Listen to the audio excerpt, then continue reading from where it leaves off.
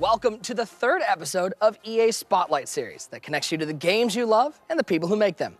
I'm Nick Mizesko, and today we are talking all about Madden NFL 22 franchise and the exciting reveal of scouting. I've been waiting for this day all week long. Please join me in welcoming executive producer Seann Graddy, franchise producer Tom Lischke, and franchise designer Moonlight Swami, you might know him as, Andre Weingarten. Thank you so much for taking some time out of your day. I'm excited to talk about Madden NFL 22, but before we start, let's get a look at the game that's coming out, Madden NFL 22.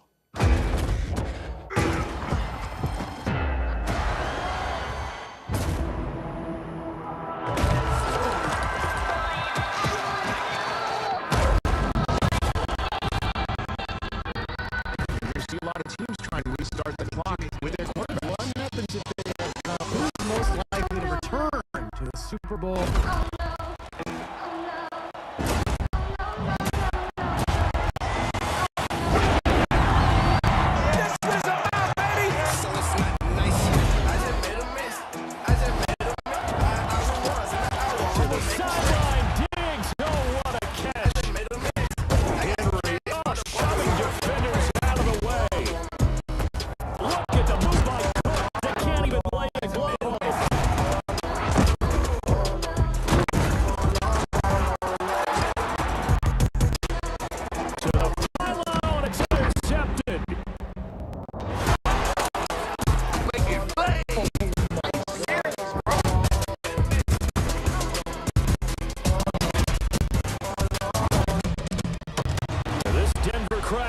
Making it tough on the Kansas City offense, making it hard to hear yourself think. Mahomes is saying the same thing. He can't hear anything. One final try now for Brady. Looking downfield for Godwin. They'll go for it. It's Mahomes. Pressure coming from Chubb. He gets this away deep. 7 seconds. 6 seconds.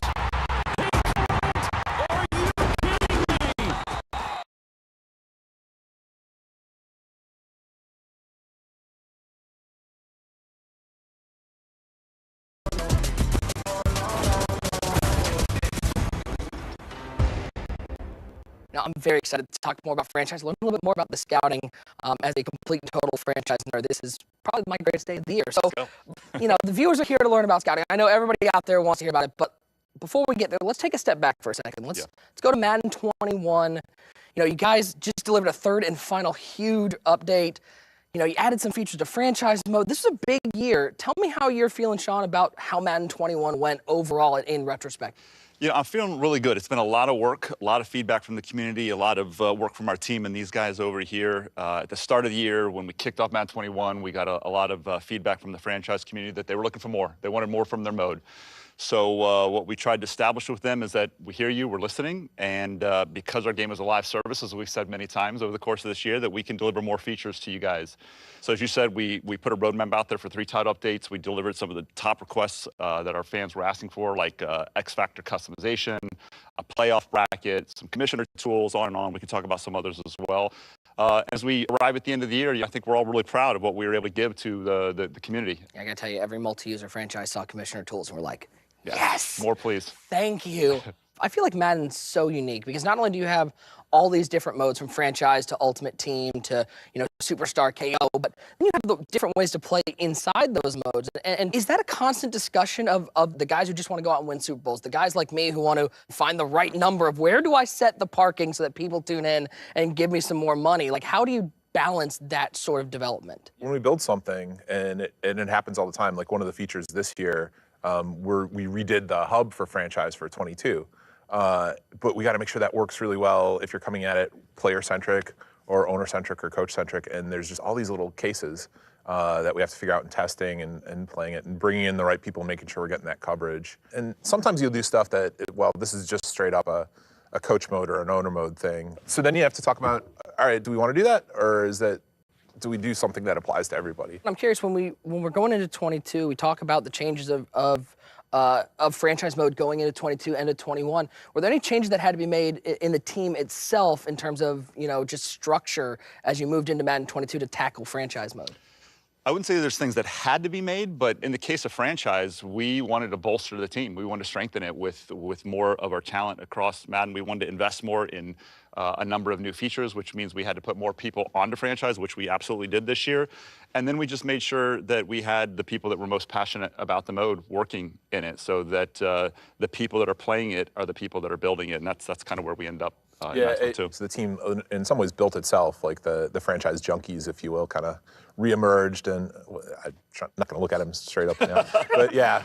Could be anyone here, I don't know. Could be any one of us four. That's got to be pretty cool for you guys to work on a mode that's been across so many different games. It's not a new mode like the Yard or KO, which are cool, but franchise has been in Madden for so long. Oh, absolutely. I mean, when I started playing back in around 2002, I was 7 years old, and what did I play? It was only franchise. I mean, I play now, run around with Michael Vick for, days on end. Worst kind of person. Everybody I'm sorry. I'm so sorry to everybody out there.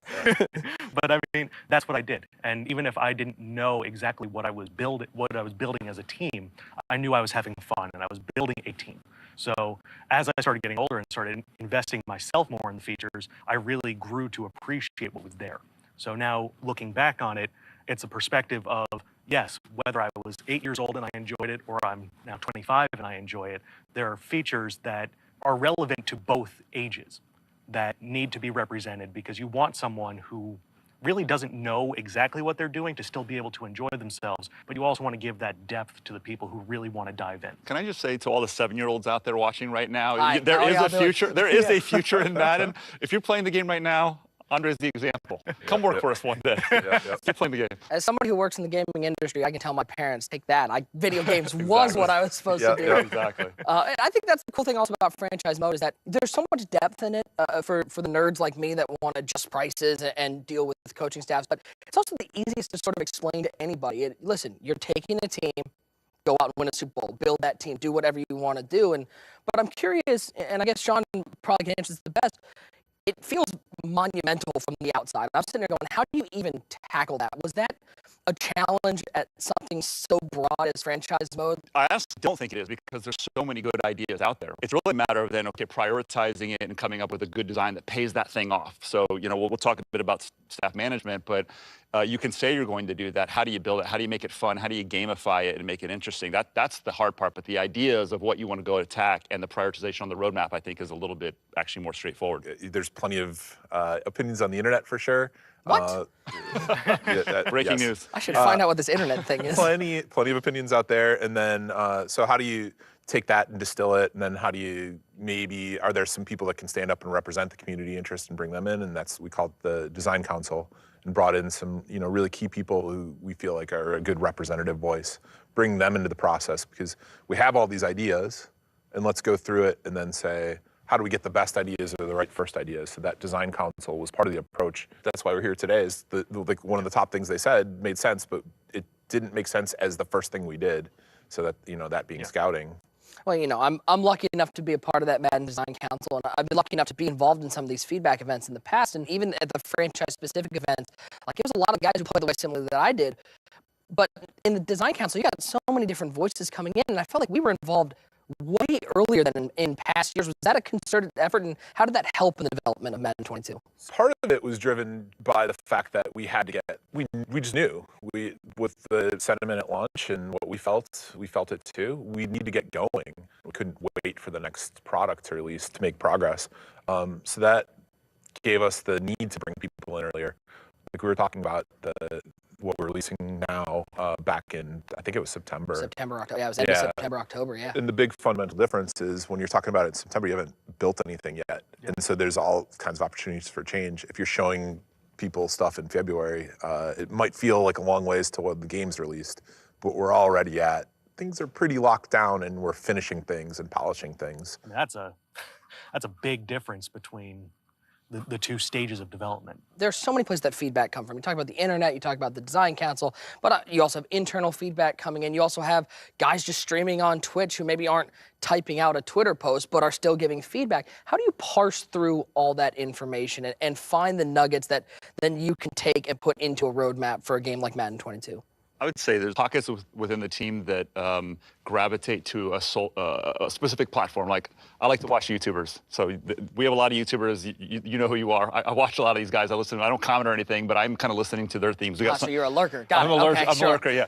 Yeah. There's some guys and gals that are on Twitter that are listening to Twitter, which I don't go to Twitter as much anymore because Twitter's not quite as constructive as we might want it to be. With EA in the handle, the feedback finds you in a lot of ways. But I find some of the best feedback on there personally, because I'm able to engage with those people in conversation. I think that's really why I still maintain that presence, because I can have a conversation of, someone finds a bug or someone has feedback, and I can say, well, what do you mean by that?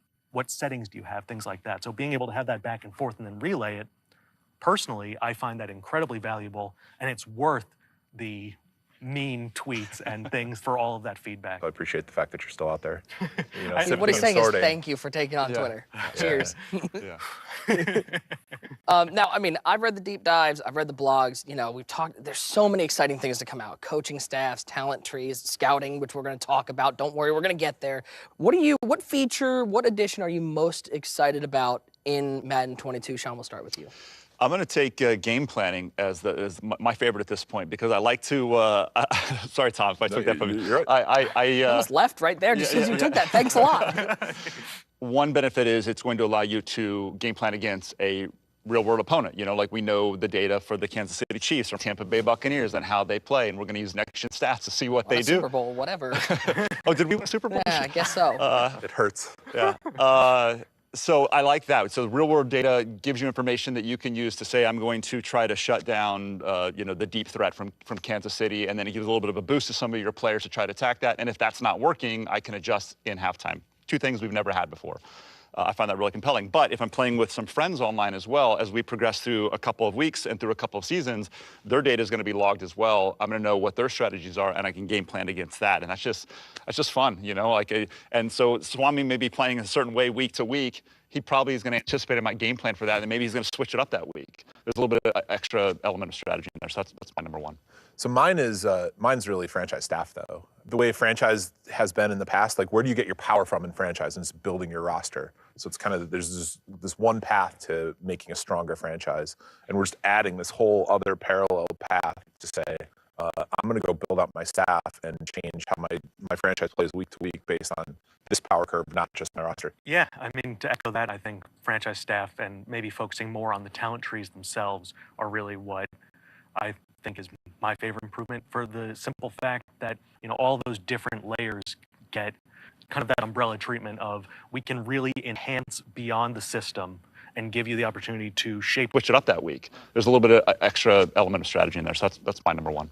So mine's really franchise staff, though. The way franchise has been in the past, like, where do you get your power from in franchise? And it's building your roster. So it's kind of, there's this one path to making a stronger franchise, and we're just adding this whole other parallel path to say, I'm going to go build out my staff and change how my franchise plays week to week based on this power curve, not just my roster. Yeah, to echo that, I think franchise staff and maybe focusing more on the talent trees themselves are really what I think is my favorite improvement, for the simple fact that, all those different layers get kind of that umbrella treatment of, we can really enhance beyond the system and give you the opportunity to shape your entire franchise differently every single time. To have over 60 different talents with all different types of power to them, and then the ultimate talents really have distinct power that change the way that your franchise may function, whether it be giving more focus players. I know that's something that, tying into the weekly strategy, 3 focus players always kind of felt restrictive, because I just didn't feel like enough players were getting the attention that they needed to become special. So being able to expand that up to 6 with that talent, that is an entirely different way to handle your weekly strategy and make you excited to jump into that. So that's your favorite, really? Not scouting? Yeah, no one says scouting. Guys, we're teasing scouting. Someone has to say scouting.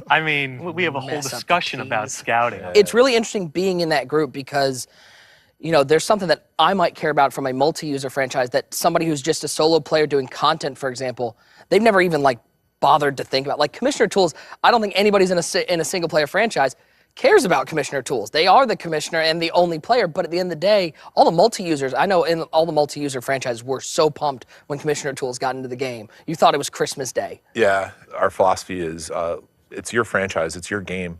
You choose how much of any given thing you want or don't want so you can have the experience you want. So Yeah, the way that I look at that is we're building something to enhance your experience, and I don't want it to become a detractor for you because you're locked into one way of playing that might not mesh with your overall style. You know, I know sometimes I have a league where I just want to face the computer and I just want to blow them out. I just want to have fun and not worry about any level of simulation. And there's other leagues where I want a competitive, hardcore experience that is a totally different environment for me. Yeah, I'm just looking for a multi-user league that'll let me win a Super Bowl. That's all I'm looking for.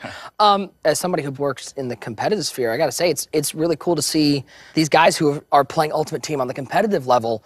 They're getting into franchise mode because they're looking for just something different outside of the grind that is the competitive game. And they're loving starting up these leagues with their friends, and everybody's picking a team, and they're dealing with trades. You're seeing different people get into franchise mode, and I didn't realize that was something that was possible. I thought everybody just played franchise mode because that's how everyone got into Madden. yeah, I think what the biggest gift we can give people is the ability to walk away with a story. And that's what franchise naturally can do is, you know, it's the story of my league or my team or whatever it is. And regardless of how you play day to day, it's always kind of fun to go and build your story and walk away with what was this version of my franchise. And that's actually one of the things we're hoping to continue to push and evolve as we build out franchises.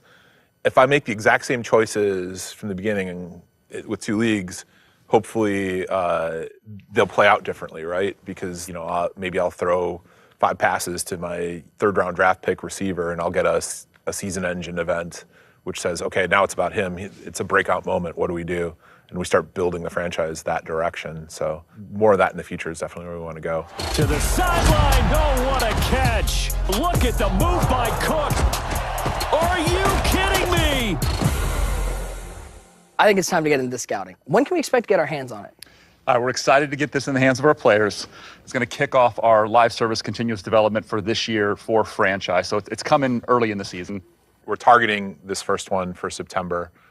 First big beat of, you know, 3 seemed to be a cadence that worked for us last year, like 3 groups of content that we delivered through the course of the year. So we'll be looking at that same approach this year. I know I'm excited. I wonder who we should talk to about Scott. Don't look around. I'm staring right at you. Andre, we're dying. Tell us, what we can expect with the revamp of scouting? All right, so that deep sigh really makes me excited because I know that means there's a moment. lot. You've been waiting for this for so years, so right? excited. I've been waiting a long time for this. So scouting as a whole is being revamped. Obviously, you'll still be able to scout players, but the way that we go about it is entirely different. We're moving away from the scouting point system where you have a bucket of points each week and then you spend it on players. This is more making key decisions throughout the season that progress every single player on your board at different points. So you start things off essentially by getting a baseline scouting on every player in your class. You know, this guy runs fast, he can move well, he's strong. And then you sounded like Mel Kiper right now. He's got quiet hands. One of the big goals I had was I wanted to add complexity to the feature, but I wanted to remove some of the tediousness of it. So you don't have to go in every single week and feel like you're missing something if you don't. But there are key decision points that you're going to want to interact with because that'll shape how your board basically evaluates itself over the course of a season. So you'll be able to pick a position per each of your now 4 area scouts and a national scout. Rather than it just being a scouting department, you have individual scouts with strengths and weaknesses. So I might have a guy who specializes in scouting quarterbacks. Yeah, and you're going to send them out, the area scouts, to one of 4 regions on the map. You know, some regions have more schools than others. So we kind of cut them off a little bit at the pass. So each region has its merit to send a quality scout. And you'll be able to assign your scouts at the start of each season based on a preliminary big board. And the big board is changing in itself. It's no longer just, you know, here's all the players ranked. We're treating it more as a media big board. So a player has a few really good games in a row, right? And you see a news blurb pop up that this player just, you know, he's been dominant. You're going to see that he's going to move up the draft board. So the AI itself is going to draft players based on the changes in perception and evaluation of the players, instead of it being that You know, you find this guy in the 5th round and he's the best player in the class and he just sits there. That's not going to happen anymore.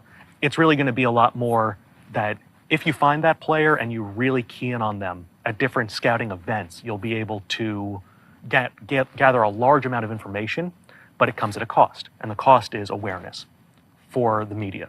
So you send your national scout, and we call it focus scouting. This is one of the biggest milestones in terms of report completion that you're going to get. And when you do that, the media is going to be aware that you are attending this player's game. So if it's a 6th round player and you're sending your national scout, the guy who you want the best report from, to a 6th round player's game for that guy, they're going to be like, whoa, this guy So might I be can't have something. any secrets is what you're saying. I can't secretly scout anyone. You can scout in secret, but you might have to sacrifice a little bit of information, right? So if I'm trying to get that full completion, that's basically me sending my national scout in the front row and everyone knows that I'm sitting there to scout this guy. Yeah, exactly. And you know, you'll have private workouts that you'll be able to do. Same premise, where you'll have a few players that you can bring in for those private workouts. And that'll give you a big boost in the report completion. But there's additional layers to it. So that big board ebbs and flows, and there'll be mock drafts. Well, right now we have it scheduled for 5 mock drafts over the course of the season. So as draft position changes, so does this. So if you need to make a decision on, oh man, I'm not going to be able to get to pick 16, and they're looking at this player and this position, I might have to jump them or I have to change my plans on who I'm looking at. So the entirety is more information. My first thought with this was, in a multi-user league, is it possible for somebody to throw somebody off their scent, to sit there and go like, I know, like for example, if I'm the Dolphins and I sort of know where I'm going to be, and I know the Bengals are right behind me and they're going to be drafting, and I know that they're going to be, you know, wanting to jump me if I'm looking for a quarterback, can I start scouting offensive linemen to try to throw them off that, oh, you don't need to jump me, you're fine, stay there? Theoretically, yes. Thank you. I'm looking to be a real jerk in my league, so I appreciate that. That's ability. one of those things that we talked about earlier, building it in a way that people who want to go that layer deeper, be it multiplayer leagues or whatever, that there's that deeper design there. That's a good, solid approach, I think. So, absolutely, and we've talked with former NFL personnel, former scouts, media members who do scouting, all sorts of different groups of people about the scouting process. And the one thing that always comes back to me is the aggregation of information is the hardest part of scouting, because you can understand every single layer of a player's skill set, but if you don't piece it together properly to make that full picture, it doesn't matter. And that's where a lot of people get tripped up. You can see this guy's fast, or this guy has a big arm, but if you don't understand that, well, yeah, he has that big arm and he can throw deep, but because he doesn't have the mental processing or the awareness for our game's sake, then he's not going to be that guy that you would expect, or that he was in college. So aggregation is not going to be exact. You might not find their exact true talent range, and it's a range this year. Instead of saying this guy's a 1st round pick, it'll be, you know, round 1 to round 2, or top 5. You know, those blue chip players, those are clear cut. And as you get later in the draft, that range is wider. So we want to give you as much information as possible without overwhelming. And I mean, I'm overwhelmed right now. I'm not gonna lie. This is unbelievable. I'm so excited for this. What would you say was the most important thing for you to get right when it came to scouting? Obviously, the information itself, what we're giving you and how we're giving it to you, was really important. But the loop of what are the reveal milestones, what are your action points, right? When do you need to engage with this system, and can you engage with it when you don't need to? So for me, I staggered it throughout the season because I wanted to make sure that there was information relevant for you as a player at each stage of the season. And then the postseason hits, and you can focus on your playoff games. You don't have to worry about scouting at all. Off-season comes back around, boom, it hits you back up again, and that's when you really start diving in. You get the combine, the pro days, the private workouts. So making sure that you have something to do at all the relevant points, especially when the season lulls, and making sure that it stays out of your way when it doesn't need to be there. But you can always go in and look. That scouting tab will never disappear. first of all, my favorite thing is these guys work on the game and they are locked into this discussion. These guys know about, like, I'm locked in because I didn't know. These guys are listening on the edge of their seats. Is there something built into the game that's going to prevent me from signing all the best scouts and turning the Cleveland Browns into the dynasty that they truly deserve to be? Don't tell me otherwise. I describe it as there are tiers to your scouting department that you need to fill. So rather than it being, I have a certain amount of points, or I'm just going to sign all the best scouts, you have, let's say, 3 tiers. And that really modifies how much additional bonus you get when scouting a position of expertise. So it's really not that you're picking the best scouts, you're picking the scouts that are most logical for you. But they have 2 positions of expertise. And that's going to be a little bit of a teaser for something that we're going to be dropping in the future, but it's going to be there. And the second one is grayed out. You'll be able to access that at some point post-launch, but we're not going to get too much into that. So you're picking your scouts. That was the ultimate tease right there. It's something that's coming out, something later of teasing. Yeah. So, but the idea is that that expertise is really what's driving you. Well, we know Andre, he's like me. He's a hardcore franchise player. I'm curious from you guys, do you guys feel like there's something applicable here in scouting to the casual fan? Is this something that's valuable to somebody just picking up trying to win a Super Bowl? So the casual fan, when we asked them, said, well, what do you want out of franchise? Well, I want to win Super Bowls. And so how do you win Super Bowls? You build your roster up over years. It's how do you build your roster? You add players. Scouting needs to be really powerful and accessible in terms of I can make my franchise better each year. Like we said earlier, we'll kind of monitor and see how players use it. And if we see some of those casual players going in, then we're doing something right. And if not, then we can continue to iterate on the design. We I think, almost kind of designed it for our core franchise player first, because that's who we're hearing loud and clear from. You're welcome. But of course, we do want those other casual players that still want to build a roster in the way that they want to build it to use it. And so we monitor and iterate long term. My game loop in franchise is much more go in, make a couple decisions, play the game. And scouting in the right now feels like, well, it even warns me, like, if I don't go spend those points, they're lost. They're lost, yeah. So I feel like, okay. Gotta go in. I got to do that, even though it's a little bit nebulous to me what's happening. I still have to do it, or I'm losing power. And the one thing I don't want to do is lose power, because then I feel like I'm just that much further from winning those Super Bowls. Absolutely. And I think that's one of the other considerations that we had, where if you choose not to interact with the system, it'll essentially autopilot for you, and it'll treat it like the computer is doing it, rather than costing you for not interacting with it. What you'll take a pass on is that granular control, like you'll bending your scouting department towards a certain need. If you just like building a roster and just going through season after season, you can still get that as long as you spend just a little bit of time right at the front, right? It's not like it's week 3 anymore. It is preseason week 1 that you're jumping into scouting for the first time. You're getting it right away, as opposed to having to wait for that. Yeah, and your touch point literally is assigning which region. You don't have it. Your scouts will go out and do their thing immediately. You don't have to pick a single player. All you need to do is evaluate the big board, see a mock draft, say where you want them to go, and then let them go for the entire preseason. You could skip the preseason, and you're not going to miss a thing. I'm just curious, like, I feel like this is the value of sitting down with you guys and talking with you in the Spotlight series, is being able to talk with the guys who make the game. And I think the biggest thing I think that is important to convey is why. And I guess my question is, why have you guys made such a focus on servicing franchise post-launch and making it a live service? Gamers are 12-month-a-year gamers now. It's in the past, it would be I'd pick up Madden and play it for a couple months around launch, and if you're really hardcore, you might play it longer. But now that's not the expectation anymore, and we hold ourselves to a standard of we want it to be something that you'll do, a good chunk of the year and have it be interesting and fresh. We've already been doing it for years inside Madden but it's primarily been through Ultimate Team. So really it's laddering franchise up to that same sort of standard. Knowing that that's not the easiest thing in the world to do, because Ultimate Team was built to be good at that, and franchise was built to be good at providing a season in a sandbox. And it is a different live service than Ultimate Team. Yeah. Right? Ultimate Team, you have messaging every week, almost daily. So you're going to miss some of that day-to-day messaging that I know that some people have been clamoring for, but that's just kind of the nature of the mode. It is such a large sandbox that it's just not as modular on a day-to-day basis, but it can be modular, and we're really emphasizing that on a yearly basis. Ultimate Team actually absorbs new content and standout performances. Yeah. And it just gets added into what you've already built there. Franchise is not like that. I already have a story that's in progress. Yeah. So maybe we would add a scenario to the season engine that says, Tom Brady suddenly is still good. So Wait, you have a. let's not go outside the realm of reality. It pains me. Like I didn't know I just was walking checking. into this today, right? Like after watching my Packers. There's one person get here that's knocked down. really happy about this. I know. You know who the EP I wonder who is. designed this.